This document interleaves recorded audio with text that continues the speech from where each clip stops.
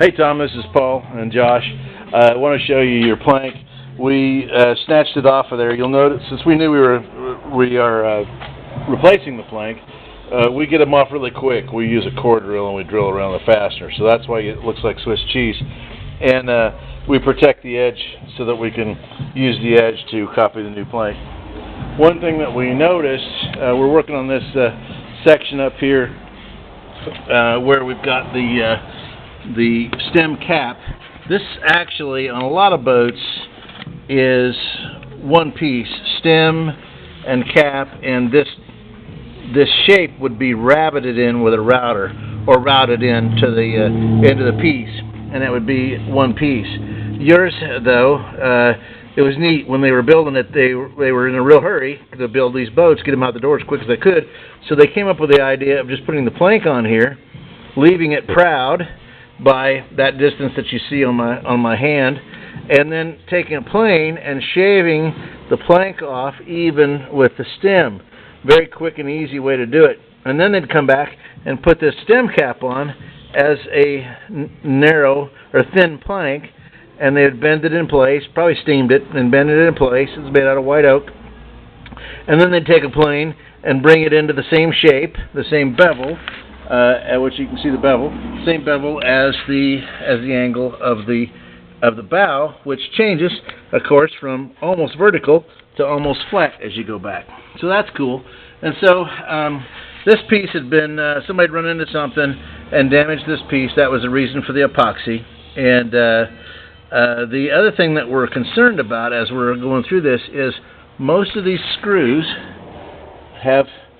are just crumbling. There's an example of, gosh, there's almost no screw left right there, and so just wanted to give you. Oh, and here's some pieces that are crumbling off. So this is not normal. This is maybe some electrolysis, or maybe somebody had this boat in salt water, then there's some stray current, and it was in the, I don't know, it could be in fresh water and stray current.